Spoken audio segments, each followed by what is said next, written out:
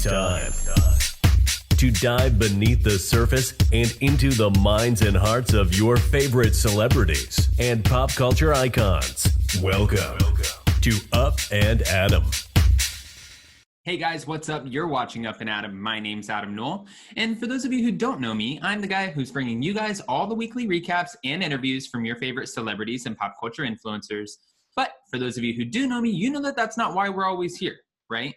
Guys, if you haven't already, go ahead, hit that like button, subscribe to my channel, and hit that notification bell because you don't want to miss anything we have coming up. And with that being said, let's jump right in. Okay, guys, so I know that we've been following the Erika Girardi, Tom Girardi case, divorce cases that have been put against Mr. Girardi. This whole thing has been a hot mess, right? Guys, back in November, and I know I've said this a million times, but back in November, Erika Girardi filed for divorce. Right after, it seemed like there was just like an influx of just cases going against Mr. Girardi for alleged embezzlement fraud, creditors wanting their money back. It just goes on and on. Now, if you guys have been following the case or at least watching these videos with me, then you know some things have just been extremely questionable. Now, I say this because I've been following lawyers, very well-known lawyers who have been following the case. For example, Ronald Richards, Emily D. Baker, and let's just use Ronald for now. Ronald Richards made a few good points. So Mr. Girardi actually came out, well, his attorney came out and said that he is mentally incompetent, that he doesn't know what's going on. He doesn't know where any of the millions of dollars went, even though at one point he was said to be worth over $80 million. Now we just recently heard that it could be up to $230 million. He doesn't know where it went. It's gone.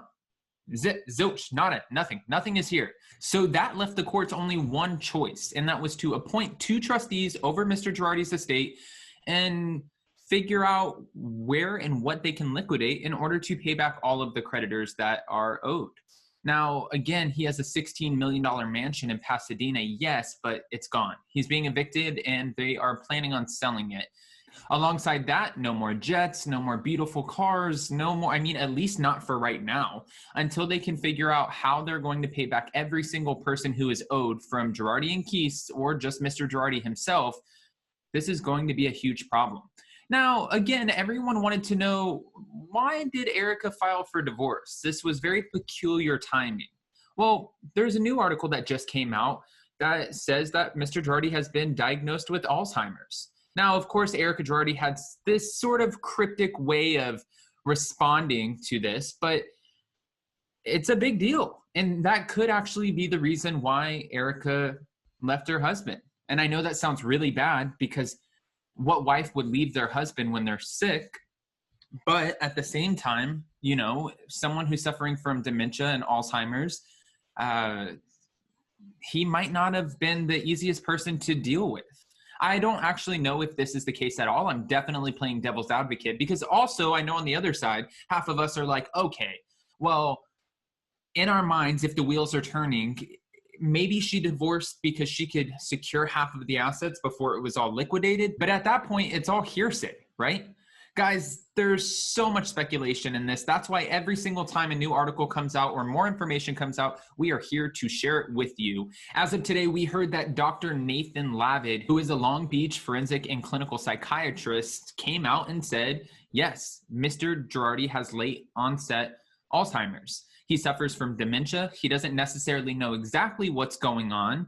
And for that reason, the doctor feels like Mr. Girardi doesn't have to go to the court, doesn't have to show up for his cases, and his lawyers can handle it. Because what the doctor is saying is that Mr. Girardi can't sit through the hearing and comprehend or understand. Now, guys, of course, there are tons of fans, Bravo super fans, or just people who might not even like Bravo, but who are following this case with, again, so many questions. I read one comment that said, wait a minute, he can't sit through court for his own trial, but he was just in court a few months ago representing somebody else. That doesn't necessarily seem fair. I read another comment that said he spent his whole life in and out of courts and dealing with the judicial system, and now he can't comprehend it. Again, they said that seems unfair. However, guys, if you're not necessarily familiar with Alzheimer's makes you forget things. From what the doctor's saying, Mr. Girardi has major impairment with his short-term memory, which obviously is going to be hard, especially when you're trying to locate millions of dollars and you're trying to get these answers from somebody who can't remember or has extremely impaired memory, right? Oh my gosh, this gets better and better. There's more. Dr. Lavid wrote that dementia impairs Mr. Girardi's ability to sit through the court hearing. He also said that his emotional distress is directly related to dementia and exacerbated by his confusion. Now, guys, we know that Mr. Girardi's brother, Robert, his younger brother, actually has conservatorship over him right now, and it was supposed to be short term, but it seems like from the information that we got that his brother is going to continue to pursue the courts in achieving a long-term role as Mr. Girardi's conservator, sort of just taking on this new parent role over his brother, helping him figure out what's going on with the court system, helping him figure out his finances, helping him survive. Pretty much that is what a conservator does. So it doesn't seem like this is going to end anytime soon. Also, guys, just to let you know, because this did come out this past week, Mr. Girardi is no longer able to practice law in the state of California anymore. So disbarred, disbarment, whatever you want to call it, Mr. Girardi is no longer allowed to be a lawyer. We obviously all knew this was coming, especially after these allegedly fraudulent cases. And then not to mention, now we have a doctor coming forward saying that he has Alzheimer's and he can't even comprehend his own case. There's no way that he would have ever been able to practice again in the state of California. So this is just what we expected.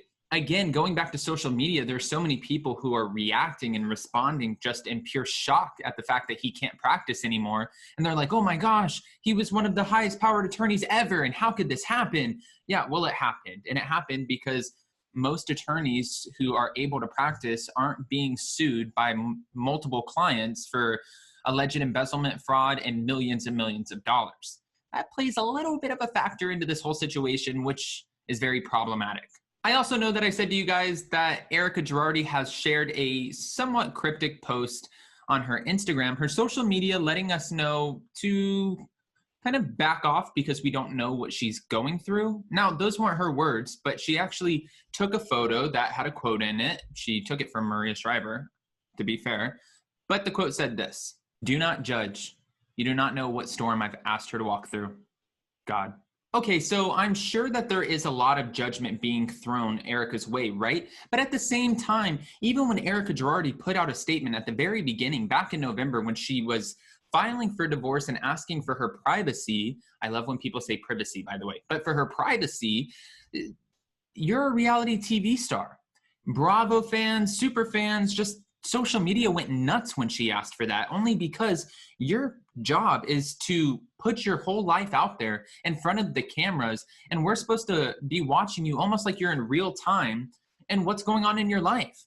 That's why you think that some of these housewives want to talk about their cheating husbands, or that Teresa Giudice wanted to talk about her husband's fraud.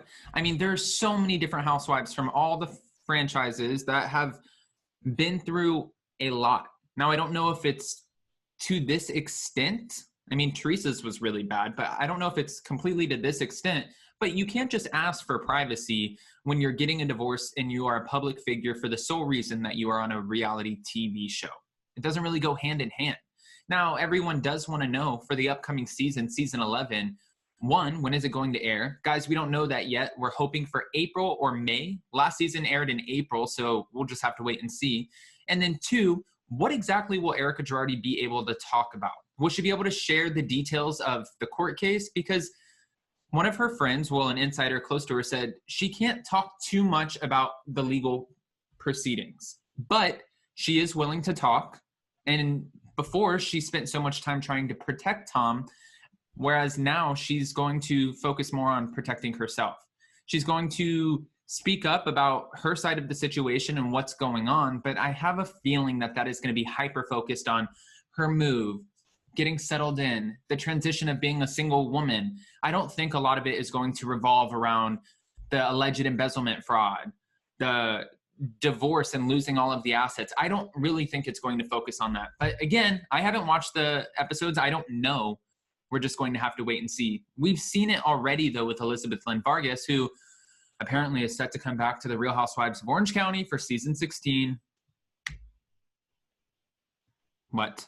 Anyways, we've heard it from Elizabeth Lynn Vargas last season when she was talking about her husband. She was married to a very wealthy man. She couldn't talk about anything. She couldn't talk about the assets. She couldn't talk about the divorce. She couldn't talk about how much money she was going to get. She couldn't talk about her relationship with her boyfriend, Jimmy. It was one of the most annoying housewife roles to watch. I think I can say that on behalf of all the Bravo fans, because it really does go against everything to go on to a Housewives show, everything that they stand for, to go on the show and not be able to share any of your truth, but to kind of just play around with the girls and like, hey girl, what's wrong with your life? Hey girl, what's wrong with your life? Oh, can't tell you anything about mine because it's confidential. No, that's not how it works. However, I'm curious what you guys think about all this.